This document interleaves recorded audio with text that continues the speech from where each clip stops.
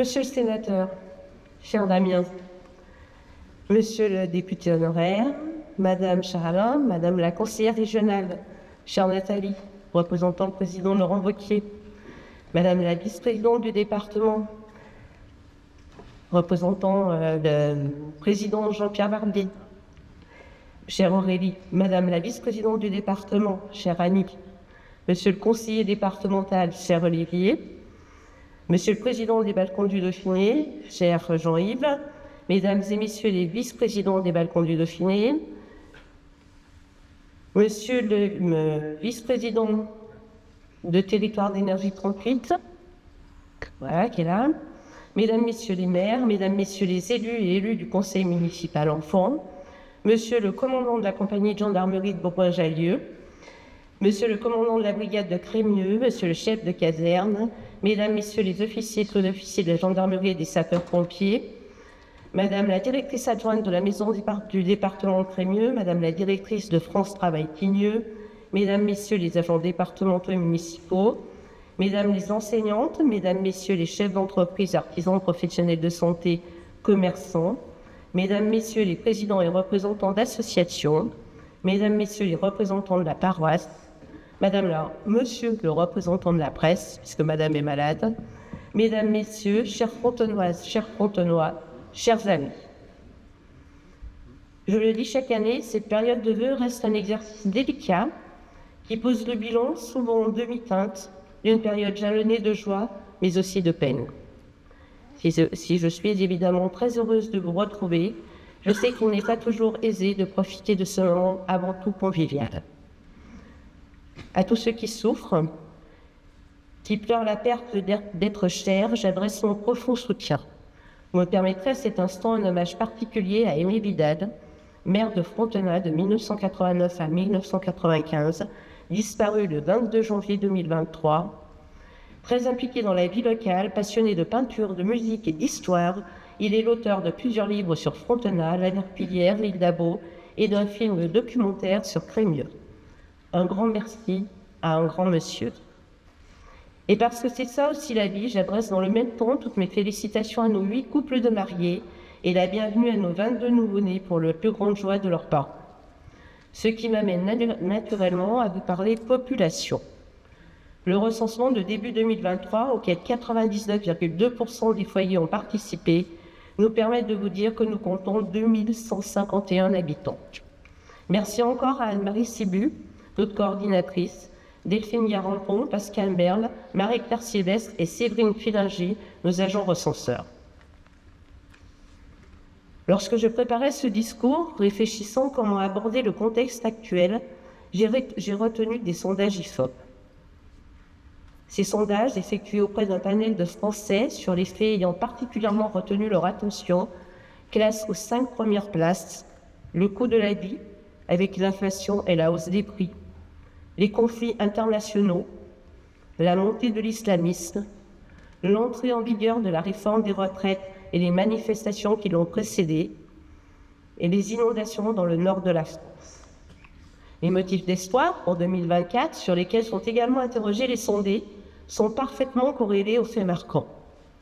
L'augmentation du pouvoir d'achat, le déclin du terrorisme et des avancées dans la résolution des conflits internationaux, des mesures en matière de climat, mais aussi le bon déroulé et des victoires aux Jeux Olympiques de Paris et la victoire de l'équipe de France de football à l'Euro, ce que nous partageons sans doute à peu près tous.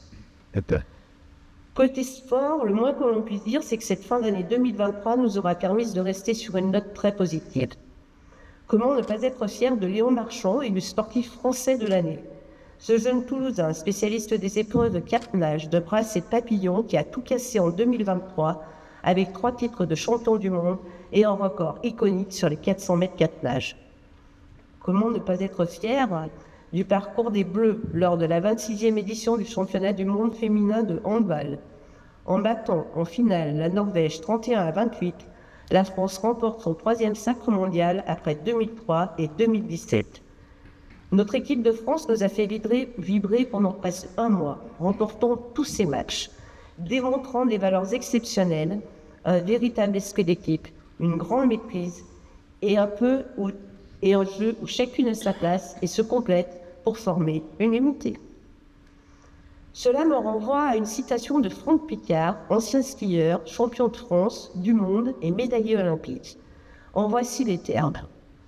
La réussite appartient à tout le monde, c'est au travail d'équipe qu'en revient le mérite. Retenez cette citation car ce soir nous allons parler mérite, récompense et reconnaissance sur le thème des réussites collectives mais aussi individuelles. Avant, je veux remercier chaleureusement les agents et les élus qui ont travaillé à assurer le bon déroulé de cette soirée, de la conception de l'invitation à toute la logistique jusqu'à l'installation du décor. Olivier Bonnard, patron de Olivier Bonnard Musique, pour le son, la sono, la vidéo, ainsi que nos partenaires et amis, les établissements Bonnaire pour le prêt de plantes, Thierry Henry pour ses magnifiques photos et son très beau film, et Gwenaël pour la décoration du buffet. La première réussite collective qui me vient à l'esprit, et vous le comprendrez aisément, est le résultat des sénatoriales, avec l'élection de Damien Michalet, qui rejoint Michel Savin et Frédéric Puissat. Je ne crois pas commettre d'impair en disant qu'il fait ses premiers vœux en tant que sénateur ce soir, et nous en sommes très heureux. Encore bravo à toi, Damien. On peut l'applaudir. Nous restons avec nos conseillers départementaux et c'est à Aurélie Vernet que j'adresse toutes mes félicitations pour sa nomination aux fonctions de vice-présidente en charge de la stratégie numérique. Pleine réussite à toi, Aurélie. Et toute notre reconnaissance à vous deux pour votre soutien sans faille dans tous nos dossiers. Toujours dans les élections, je souhaite mettre à l'honneur nos 4 nouveaux élus du conseil municipal enfants, et c'est eux qui vont prendre la parole.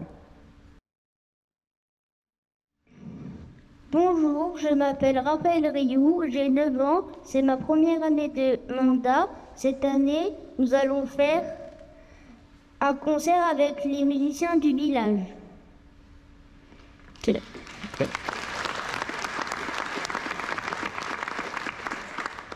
Bonjour, je m'appelle Margot Brun, j'ai 9 ans, c'est ma première année de mandat. Cette année, nous allons faire une vente de gâteaux pour le CCAS.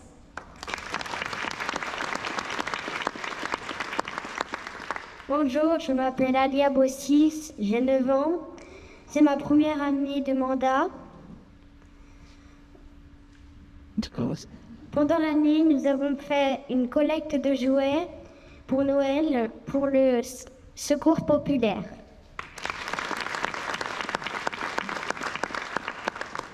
Bonjour, je m'appelle Théo Assard, j'ai 10 ans. C'est ma 2e année. Et cette année, on va faire un banc de l'amitié dans la cour de l'école. Bonjour, je m'appelle Hugo Barros, j'ai 11 ans. C'est ma 2e année. Au CME, on va faire un concours de dessin. Le thème, ça sera « Dessine ton village ».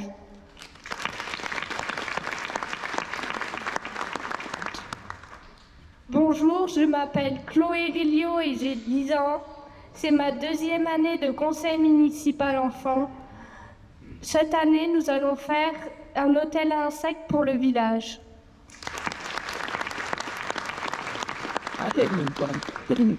Ils sont 8 au total. Ce soir, 2 enfants sont empêchés. Il y a donc Lia Basiglio, qui est sur sa 2e année de mandat, et Thomas Fourier pour sa 1re année. Voilà.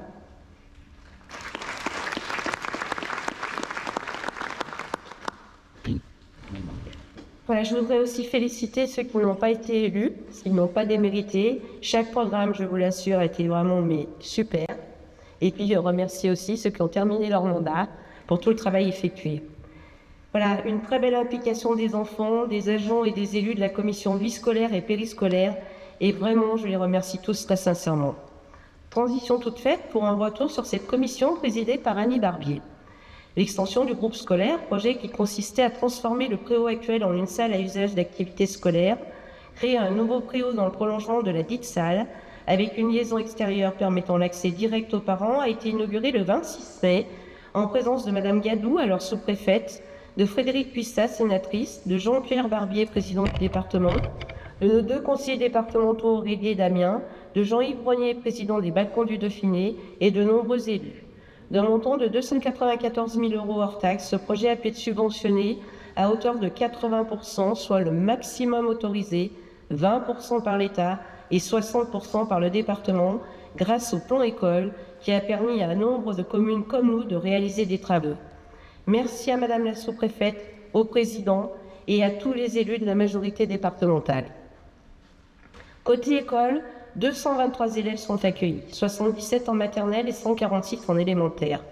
Après l'annonce d'une fermeture de classe en élémentaire courant juin, l'inspection académique a décidé la nomination d'une nouvelle enseignante pour une réouverture dès les premiers jours de la rentrée. Rattachée à l'école élémentaire, cette classe mixte compte 23 élèves, 14 en grande section de maternelle et 9 en CP. Grâce à l'implication de ses collègues, d'Annie, des agents des écoles et des services techniques, Isaline Beauval a pu prendre ses fonctions dans de bonnes conditions. Bienvenue à vous Isaline et bravo pour votre capacité d'adaptation. À Claire Mabilet, directrice de la maternelle, et Sabine Cléé-Marel, directrice de l'école élémentaire, ainsi qu'à l'ensemble du corps enseignant, j'adresse toute ma reconnaissance pour l'excellence de l'enseignement dispensé aux élèves, très largement reconnu par les parents et confirmé par les principaux de collèges qui accueillent des enfants de très bon niveau. Ceci participe aussi à la renommée de Frontenac, je vous l'assure. J'atteste aussi de la qualité de la collaboration avec le personnel municipal et les élus et vous remercie par là même de nous permettre d'atteindre notre objectif commun, l'éducation et le bien-être de nos petits Frontenois.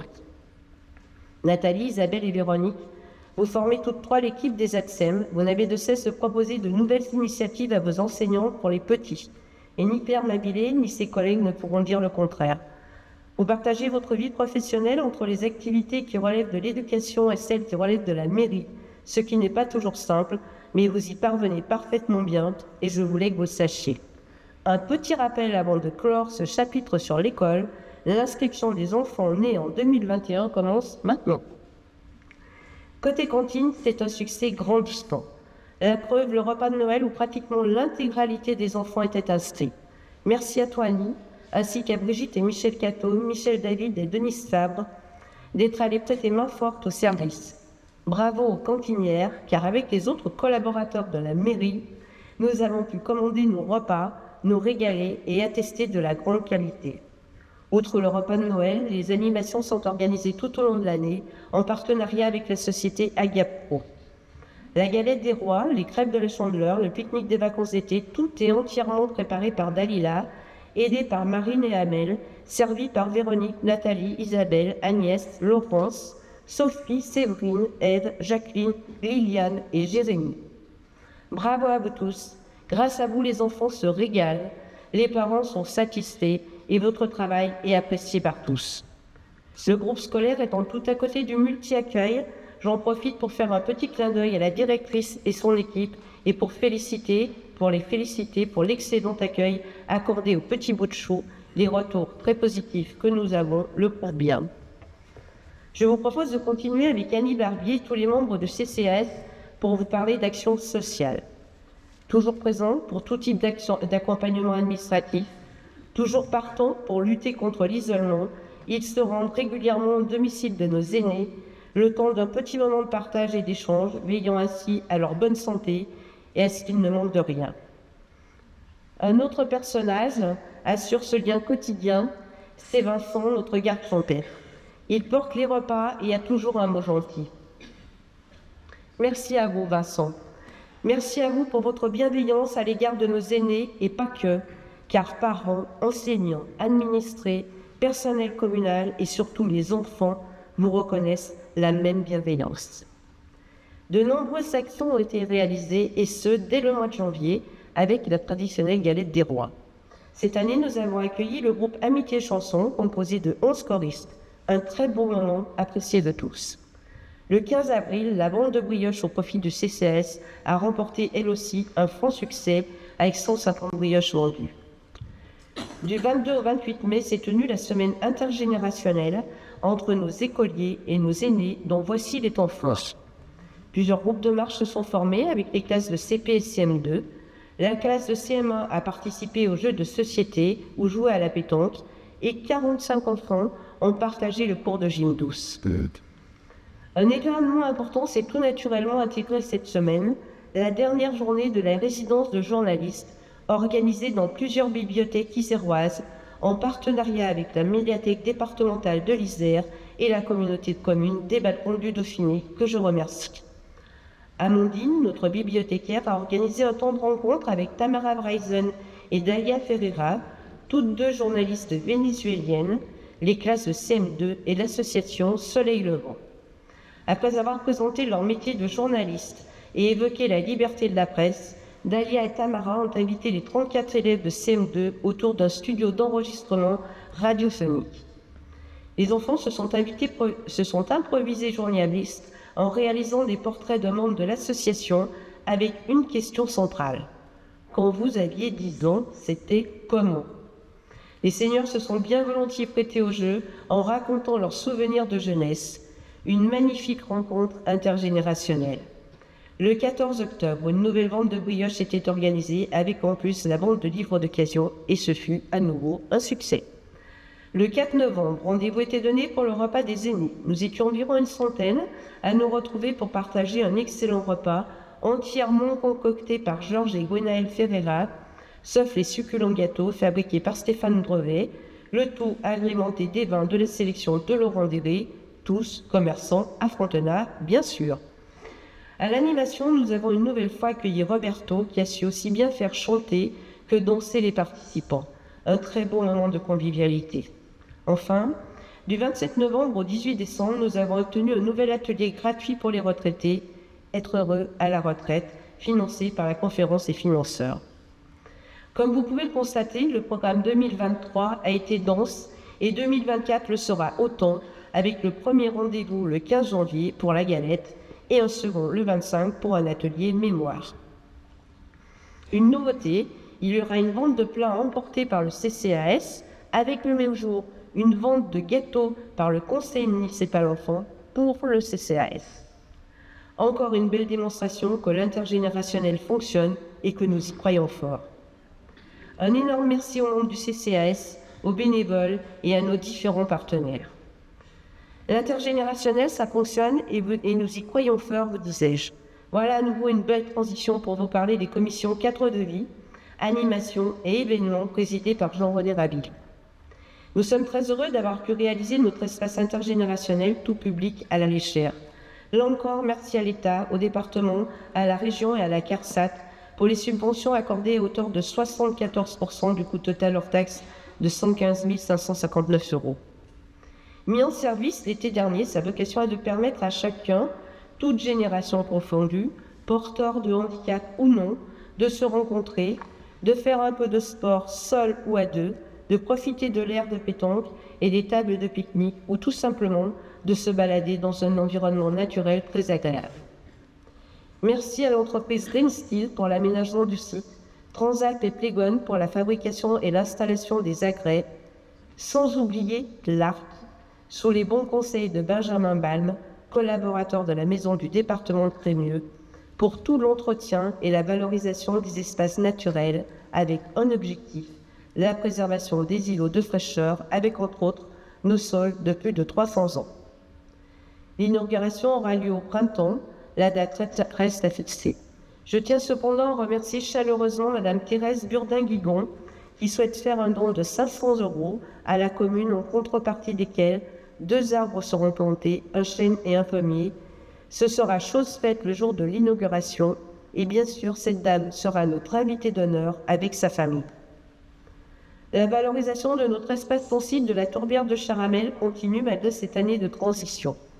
En effet, le plan de gestion du site pour la période 2024-2033 est en cours de rédaction.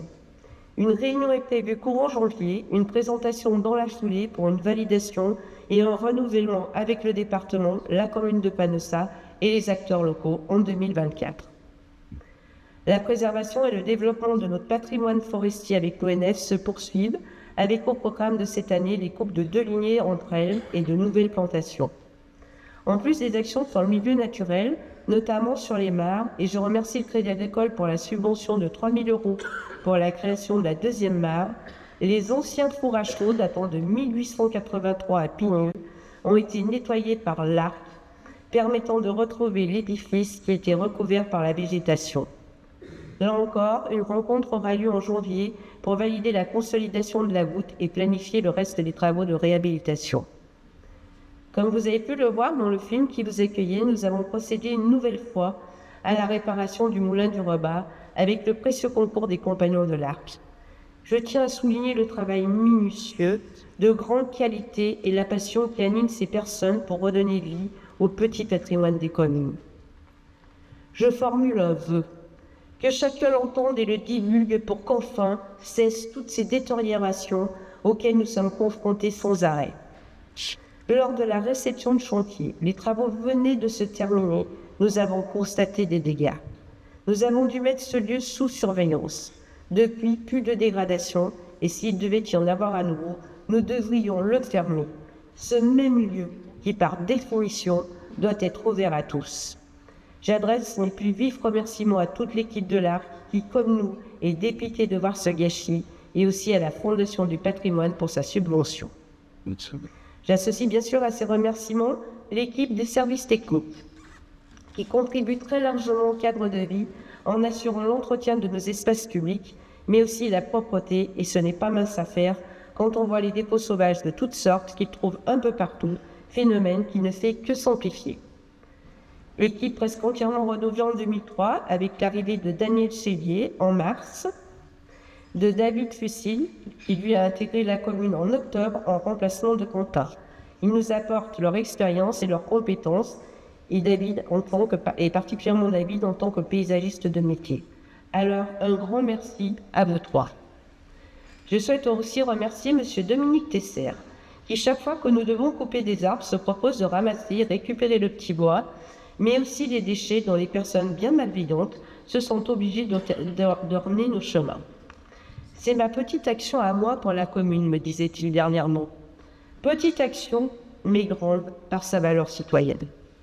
Je profite de ce sujet pour préciser que lorsque nous procédons à l'abattage d'arbres, nous le faisons sur conseil de nos partenaires qui sont des professionnels, tels l'ONF pour la gestion de notre forêt, qui implique coupe et plantation, ou bien Paysage Service, entreprise du village, pour l'entretien des arbres de la commune. Dernièrement, la coupe du sapin, située à côté de l'ancienne mairie, a provoqué quelques émois. Sachez que personne ne coupe les arbres par plaisir, mais comme me le dit souvent, comme me l'a souvent expliqué un ami qui connaît bien la question, un arbre a une durée de vie. Et là, pour le coup, il était de notre devoir de le couper afin d'éviter tout accident, et en tant qu'élus, nous faisons entièrement confiance aux recommandations des professionnels que nous faisons travailler, et nous privilégions évidemment la sécurité de nos administrés. Il me semblait important de faire ce petit point. En ce qui concerne l'animation et les événements, les idées n'ont pas manqué. Amandine, notre bibliothécaire, entourée d'Annie, Lucienne et Marie-Françoise, nos bénévoles ont bien rempli l'agenda des rencontres. De la première participation à la nuit de la lecture le 20 janvier 2023, en passant par l'accueil de la résidence de journalistes en mai évoqué plus haut, puis la soirée lecture sur le thème du polar en octobre pour terminer sur la fabrication de cartes à secouer pour Noël le 23 décembre, l'activité a été dense. Le tout sans oublier les permanences, les accueils de classe, parfois la crèche et les assistantes maternelles, les déplacements en librairie pour les nouveaux achats, la mise en ligne du catalogue qui comprend l'ensemble des documents des deux bibliothèques de Chamanu et Frontenard. Félicitations à vous, mesdames. Prochain rendez-vous samedi 20 janvier à 10h30 pour une racontée lecture par Merlon Chanteuse. Prochain rendez-vous aussi le 1er février pour une réunion avec le département, la médiathèque départementale, la Poste, Marine et Amandine pour un travail sur la bibliothèque.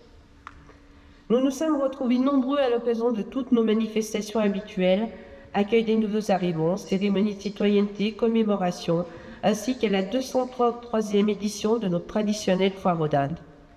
À ce propos, je remercie chaleureusement Robert Augier, président de la FDR, Michel, Xavier, Franck, Irène, Isabelle, Vincent, Quentin, Daniel et Didier pour toute la logistique, Annie, Daniel, Patricia et les élus de la commission animation pour leur participation active.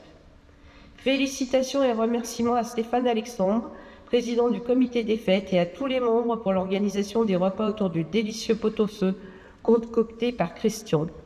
Cette année, plus de 500 repas ont été servis sous le chapiteau et pratiquement 200 chez les restaurateurs, soit un total de presque 700. Une véritable réussite collective.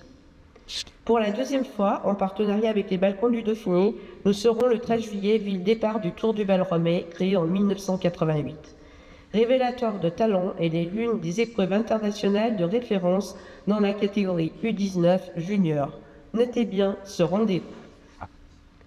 La matinée de la biodiversité avec le concours de nombreux intervenants, messieurs Delange, Rajon, Augier sur les abeilles et frelons asiatiques, monsieur Sartel sur les insectes, madame Cécillon pour la DPE, madame Achard pour le stand produits ménagers, le CME et la LPO pour les nichoirs et comment prendre soin des oiseaux, la CCBD, monsieur Rio pour la fresque du climat, madame Lombert pour la visite de l'ENS et Dalila et Agnès pour le buffet autour des protéines végétales n'a pas remporté le succès escompté, mais les échanges avec les visiteurs ont été très riches.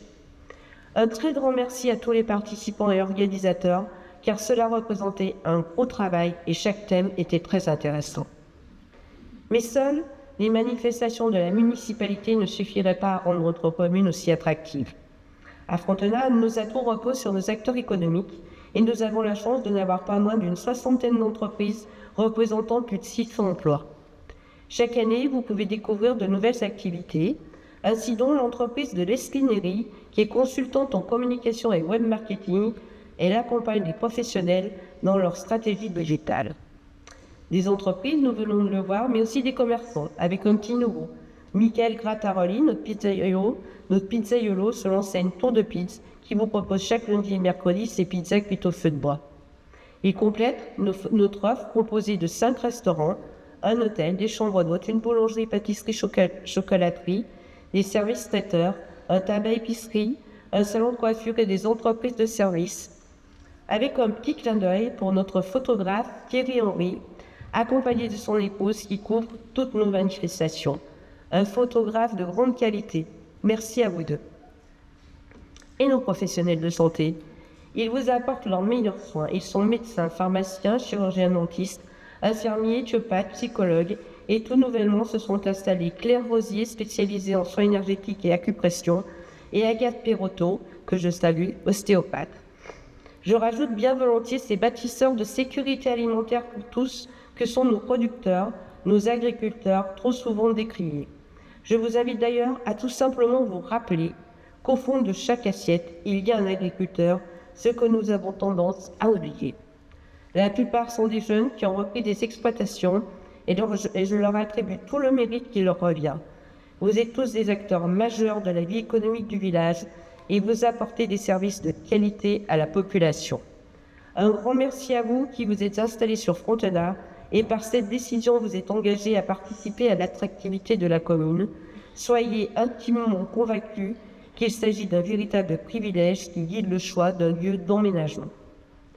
Notre deuxième atout, et non le moindre, est notre tissu associatif. Atout remarquable et remarqué. Elles sont une trentaine aux activités très variées qui animent notre village tout au long de l'année. Le succès du Forum des associations démontre bien tout l'intérêt que suscite cette offre diversifiée. Et je ne me lasse pas de vous répéter à quel point votre succès est connu et reconnu par les Frontenois, mais aussi par les habitants des communes voisines et bien au-delà, et la presse en fait largement écho.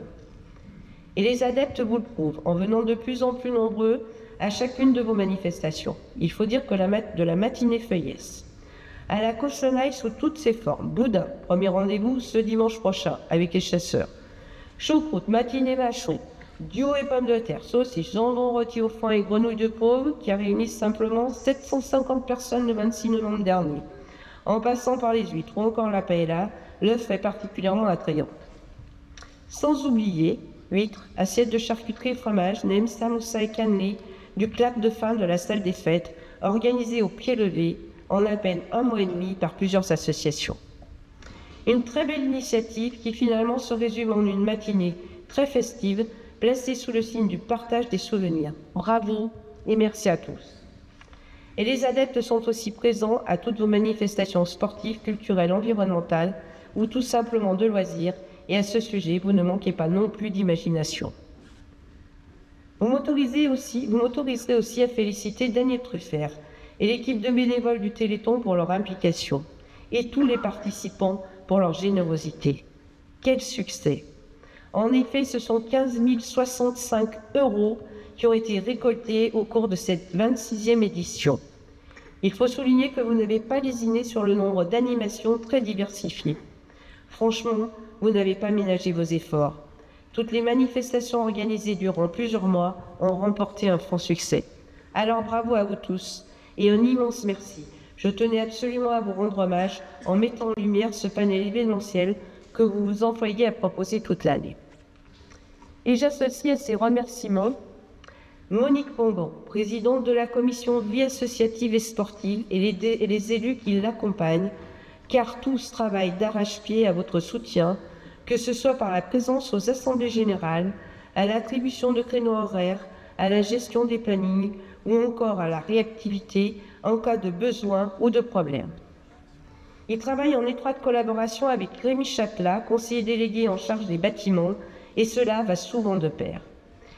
Et cette commission n'est pas en reste. Plusieurs projets ont vu le jour en 2023. La reconfiguration et l'agrandissement de l'espace restauration, de la cantine sur la plateforme, l'aménagement d'espace rangement par l'entreprise I Would Love pour accueillir le matériel du cirque qui va démarrer son activité à la salle des sports, à la halle des sports, ici même, la semaine prochaine, et l'entreprise Katz va installer des agrès demain. Ils sont d'ailleurs présents ce soir et je les salue. Sans compter les travaux d'entretien réguliers de tous les bâtiments communaux, et en particulier ceux que nous avons dû entreprendre en urgence pour sécuriser nos services techniques suite au cambriolage d'octobre, où le système automatique du portail et le rideau métallique ont été dégradés, que dis-je, explosés, par notre propre camion qui a servi de camion bélier avant de s'envoler pour d'autres horizons. À ce sujet, je remercie vraiment chaleureusement la gendarmerie, arrivée sur site très rapidement, les entreprises voisines qui nous ont beaucoup soutenus et aidés, la commune de Chamagneux qui nous a prêté du matériel, merci Jean-Yves, l'entreprise MD Automatisme et la métallerie Roland pour leur réactivité et bien sûr nos agents qui ont dû faire avec ou plutôt sans camions dont nous n'avons bien sûr jamais retrouvé trace. Restons positifs avec les travaux prévus en 2024 et notamment au stade avec le remplacement du portail, la réhabilitation des anciens vestiaires en locaux de rangement pour les associations, du local chasse et de la buvette qui retrouvera ses fonctions. Ces travaux ont d'ailleurs débuté courant décembre et se poursuivront dans les prochaines semaines. La reprise d'espaces extérieurs autour, espaces qui servent à tous et qui permettront à la pétanque de recevoir dans de bonnes conditions les 6 et 7 avril le championnat départemental en triplette et en juin le marché auguste. Une étude est en cours sur la solution la plus pertinente pour répondre à la demande d'agrandissement du clubhouse. Une réponse de la communauté de communes est attendue courant premier trimestre sur la construction ou non d'un nouveau bâtiment. À l'école, nous procéderons au remplacement de la clôture, à l'installation d'un interphone côté périscolaire et nous entamerons une réflexion sur la désimperméabilisation de la cour. Nous devrons aussi démarrer les travaux de rénovation énergétique de nos bâtiments, tous étant touchés par des décrets divers et variés. À ce sujet, je remercie les balcons du Dauphiné pour les 2 aides obtenues, une sur les études d'amélioration énergétique de nos bâtiments et l'autre sur le relamping en LED du stade d'entraînement. Enfin, nous avons rendez-vous vendredi avec la gendarmerie pour finaliser notre projet d'extension et modernisation de notre parc de caméras de vidéosurveillance. Là encore, belle transition pour parler sécurité sous toutes ses formes avec la commission voirie et réseau présidée par Didier Gaudin, que je dois excuser puisqu'il est malade. Concernant le secteur de Corbessieux, les études de faisabilité pour l'aménagement d'un espace réservé au mode doux côté nord de la RD 163 entre Corbessieux et l'école sur environ 1 km ont été conduites. Le projet estimé à environ 1,3 million d'euros sera financé par le département qui a confié la réalisation à Isère Aménagement. Un maître d'œuvre a été désigné et les études opérationnelles ont démarré en 2023. Des sondages ont été effectués dernièrement. Une rencontre avec les agriculteurs et propriétaires est prévue le 22 janvier et des temps d'échange avec les riverains seront organisés par la suite. Le démarrage des travaux est prévu deuxième semestre 2024, sous réserve du bon déroulement des études, de la disponibilité du foncier à l'amiable et que le projet ne soit pas soumis à des procédures environnementales lourdes. Concernant la liaison Frontenay-la-Verpillière, le projet a été inscrit au budget 2024 et nous vous informerons rapidement des premiers éléments. 2 fois encore, merci au département. L'entretien des voies communales est aussi conséquent et plus fréquent avec le changement climatique qui accentue leur dégradation.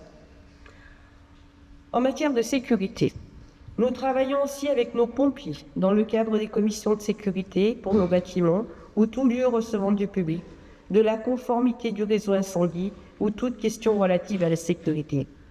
Et la sécurité, ça vous parle. Soldats du feu, devenus aussi soldats de la santé et dorénavant soldats du climat, vous êtes les soldats du quotidien au service de la société. Vous devez être fiers de porter sur vos épaules le dernier service public de proximité disponible 24 heures sur 24 et 7 jours sur 7. Oui, soyez fiers et sachez que nous, administrés comme élus, le sommes aussi. Et sachez aussi que je mesure la chance que j'ai de vous avoir à mes côtés en toutes circonstances, fussent-elles solennelles, commémoratives, dramatiques et heureusement festives, comme le 8 juillet dernier, lors du centenaire du corps de sapeurs-pompiers de Frontenay, où la présence de nombreuses personnalités, de grands-parents, parents, mais aussi d'enfants, parlait à elles seules, ou encore, comme le 13 janvier prochain, à l'occasion de la Sainte-Barbe. À vous, mesdames et messieurs de la gendarmerie, dont le devoir est d'assurer la paix, l'ordre et la sécurité, de sauver des vies menacées, celles des autres mais aussi les vôtres. Je réaffirme mon honneur de faire partie de votre grande famille en tant que lieutenant-colonel de la réserve citoyenne. Je tiens à vous faire part de mon plus profond respect pour votre engagement et votre sens du service, et je vous adresse mes plus chaleureux remerciements pour votre précieuse contribution à faire de Frontenay un village paisible. Les arrestations le démontrent, et votre volonté à avoir fait en sorte que redémarre le dispositif participation citoyenne et notre décision d'étendre la vidéoprotection iront aussi dans ce sens. J'associe à mes remerciements envers vous tous Vincent, qui est en lien direct avec vous et qui lui aussi veille sur chacun d'entre nous. Attardons-nous maintenant sur les commissions communication et développement durable et mobilité, présidées par Marine Rival-Marie. Nous avons complété nos modes de communication, toujours dans le but de se adresser au plus grand nombre, par l'installation d'une borne d'affichage sur le mur de la mairie. 2024, la Commission mènera une réflexion sur l'élargissement des services Panneau Pocket et travaillera en collaboration avec la communauté de communes sur le site internet. Dans le cadre du développement durable, nous avions acté la préservation de la ressource eau de plusieurs façons en poursuivant la sécurisation de cette ressource. La compétence étant communautaire, c'est la régie qui exécute les travaux et cette année, c'est l'interconnexion entre Panossa et Frontenay qui sera réalisée simultanément à des travaux sur Panossa. Cette interconnexion sécurisera de fait notre commune. Merci aux élus de la Régie des eaux qui ont validé ces travaux et merci aux collaborateurs pour leurs conseils, leur professionnalisme et leur réactivité qu'ils ont encore démontré à plusieurs reprises durant l'année 2023. La Commission, quant à elle, poursuit la sensibilisation d'une consommation raisonnée. Concernant l'amélioration de nos performances énergétiques, notamment sur l'éclairage public, nous avons fait le point avec Air Service de Territoire Énergie 38 afin de finir certains travaux de remplacement de lampes. Nous passons LED chaque fois que c'est possible et nous abaissons l'éclairage. La Commission travaille non seulement à la poursuite de cette démarche, mais à son optimisation. La centrale photovoltaïque de la toiture du centre technique municipal rend ce bâtiment autonome à 100% et les 50% d'excédents revendus nous ont rapporté plus de 3 200 €. En partenariat avec le Cyclone, plusieurs actions ont été réalisées. La mise en place des bacs jaunes fonctionne très bien et les résultats de la commune sont très bons et ne demandent qu'à être encore meilleurs. Le compostage à l'école démarre la semaine prochaine et le compostage partagé sur certains secteurs, Gonal-le-Rebat et La Place, est en cours de finalisation. La lutte anti-gaspillage continue. Les rencontres avec les apiculteurs s'intensifient et une action sur les pièges à frelons est prévue. Avec le conseil municipal enfant, un hôtel à insectes sera construit et probablement une ruche pédagogique. Merci à vous tous. Malgré ce nombre impressionnant de réussites collectives et ou individuelles que je viens de développer, il en reste encore deux très importantes. La première, et non la moindre, puisque projet phare du mandat, concerne le réaménagement du centre-bourg, suivi par Thierry Colombe, conseiller délégué à l'aménagement urbain, que je dois excuser car il ne pouvait vraiment pas être présent ce soir. Cet aboutissement est le fruit de plus de 2 mandats de travail. Les premières ébauches remontant à 2009. À cette époque, nous avions immédiatement souhaité transformer l'obligation de mise en accessibilité de la mairie et des espaces publics en une opportunité et conserver l'esprit village, valoriser notre patrimoine et requalifier le bâti, créer un véritable pôle de services communaux et associatifs au cœur du village et sortir des énergies fossiles. Et c'est en septembre 2023 que nous avons inauguré notre nouveau cœur de village en présence de Jean-Pierre Barbier, président du département, Nathalie Péju, conseillère régionale représentant Laurent Wauquiez, Aurélie et Damien, de nombreux élus, les élus municipaux actuels et précédents, maîtres d'œuvre, assistants à maîtrise d'ouvrage, entreprises, agents et bien sûr administrés. Là encore, un grand merci à l'État, la région et au département pour toutes les subventions obtenues. Aujourd'hui, après plus d'1 an dans ces nouveaux lieux, les retours sont très positifs.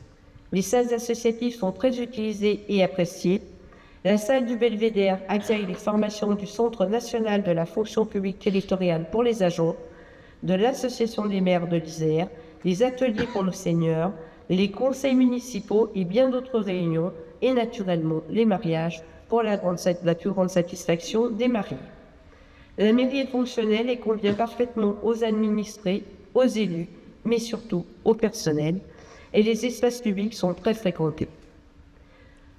Ce cœur de village réaménagé n'est en fait qu'une partie des études réalisées sur tout le réaménagement du centre-bourg qui prévoit une diversification de l'offre habitat inscrite dans notre PLU, réclamée par plusieurs administrés, et c'est l'entreprise RCP Immobilier qui nous permet de réaliser cet objectif, et je remercie sincèrement Philippe Drunet et ses enfants Baptiste et Alexis, tous 3 présents ce soir, et Guillaume Vandenborg, leur architecte. Bien que ce soit 2 projets complètement privés, contrairement à ce qui a été dit celle-là, nous avons toujours travaillé ensemble et ils ont pris en considération, et avec beaucoup de respect, l'importance de l'histoire de la maison de Marc et André Morel, ou plus certainement, le souvenir que certains d'entre nous avaient de ce couple tant apprécié. Le premier bâtiment de 18 appartements a été livré et il est complètement habité. Et ensemble, nous allons continuer cette diversification d'offres habitat, regroupant aussi des professionnels de santé, commerce, un petit call center, une micro-crèche privée sur le ténement de la salle des fêtes qui sera démolie, comme annoncé depuis plusieurs années. Et comme nous avons pu l'expliquer, cette salle des fêtes, construite dans les années 70, qui a très largement fait son office, est aujourd'hui une vraie passoire thermique, n'hébergeant plus qu'une seule association, plusieurs jours par semaine, et d'autres associations, quelques fois par an pour leurs manifestations. Le décret tertiaire concernant les bâtiments de plus de 1000 m² ne nous permet plus de la garder. Tout cela n'enlève en rien des adaptations auxquelles ont été confrontées les associations. Partage et abandon de créneaux horaires pour certaines, déménagement du cirque dans cette salle, descente de certaines manifestations ici aussi, mutualisation plus dense de cette salle et du clubhouse, d'où les travaux en cours et à venir énumérés plus haut. Il y a des décisions que doit prendre un conseil municipal, qui ne sont pas toujours faciles, mais nous les assumons et cela fait partie de notre rôle. Dans tous les cas, nous vous adressons tous nos remerciements pour votre collaboration précieuse et encore tout dernièrement pour le déménagement provisoire de vos biens respectifs avant de rejoindre les futurs locaux de rangement. J'ai remercié tout au long de l'énumération de tous ces projets réalisés ou à venir nos élus partenaires institutionnels sans qui il serait bien difficile de finaliser nos projets, et j'adresse ces mêmes remerciements à l'ensemble des collaborateurs de ces institutions que nous sollicitons sans cesse pour leur aide et leurs précieux conseils. Un merci tout particulier à Patrick Ferraris, président du SAGAB, le syndicat de gestion de l'aire des gens du voyage, et à Madame Chevalier, gestionnaire entre autres de l'aire de Frontenat, pour leur précieuse collaboration.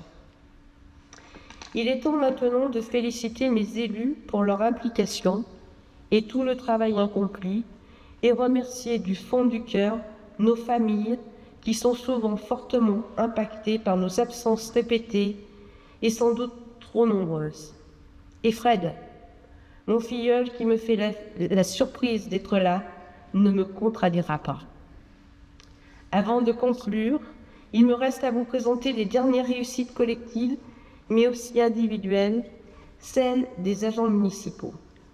Je vous ai parlé des agents des écoles, des services techniques, de la bibliothèque, de notre garde champêtre, et je vais y revenir, et il manque les services administratifs.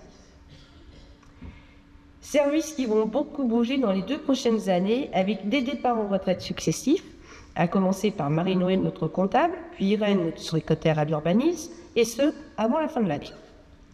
Puis, en 2025, Isabelle, notre agent d'accueil, et Françoise, notre directrice générale des services.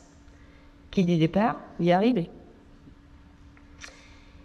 Et lorsque tout le staff administratif s'en va, il est indispensable de prévoir un tuilage conséquent.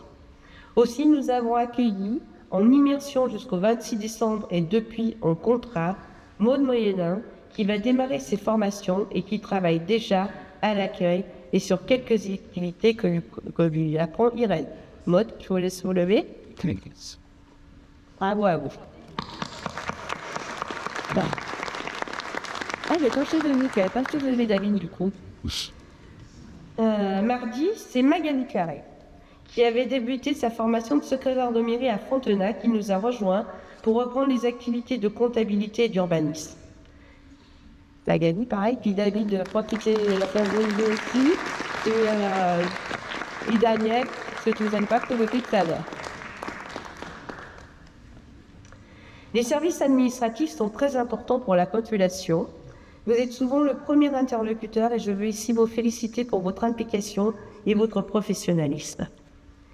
Et pour encore mieux vous servir, et sur proposition des agents, nous avons élargi nos horaires en ouvrant en plus des mardis et jeudis, les lundis et vendredis matins et le mercredi après-midi. Et pour permettre au personnel administratif d'avoir 2 jours consécutifs de repos, comme tous les autres agents, nous fermons dorénavant les samedis matins. Merci à vous d'autres, mesdames. Et un merci appuyé à vous, Françoise, pour vos compétences, au service des administrés, de l'ensemble de vos collaborateurs, de vos collègues et de vos élus. Une reconnaissance personnelle pour votre collaboration précieuse et votre soutien sans faille. Je vais d'ailleurs vous demander de bien vouloir me rejoindre, accompagné d'Irène et de Vincent.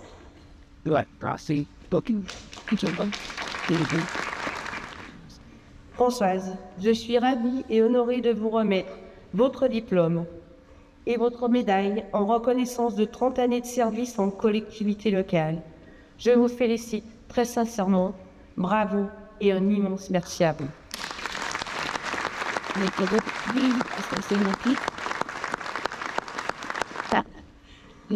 Irène, je suis tout aussi ravie et honorée de te remettre ton diplôme et ta médaille en reconnaissance de 20 années de service en collectivité locale. Bravo et un grand merci.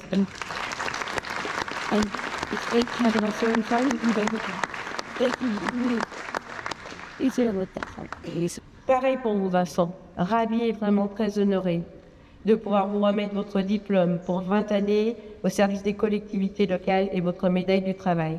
Un immense merci pour tout ce que vous faites Continuez comme ça. Merci beaucoup, Vincent.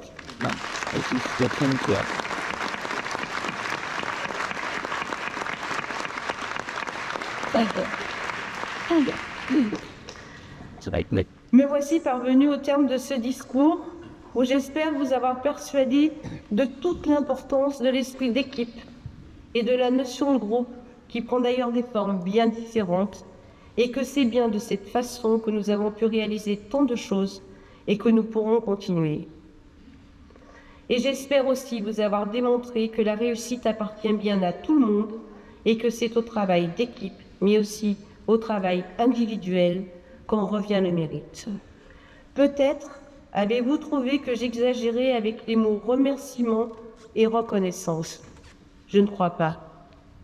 D'ailleurs, Jean de la Bruyère disait, je cite, « Il n'y a guère au monde un plus bel excès que celui de la reconnaissance. » Alors, aucune raison de craindre cet excès. Et parce que vous le méritez bien, et qu'eux aussi le méritent, je vais même vous inviter à aller faire des excès de gourmandise au buffet des mets concoctés par Georges et Gwenaël, des galettes de Stéphane Brevet, notre pâtissier, et des vins sélectionnés par Laurent Déré. Très bonne soirée et très belle année à vous tous.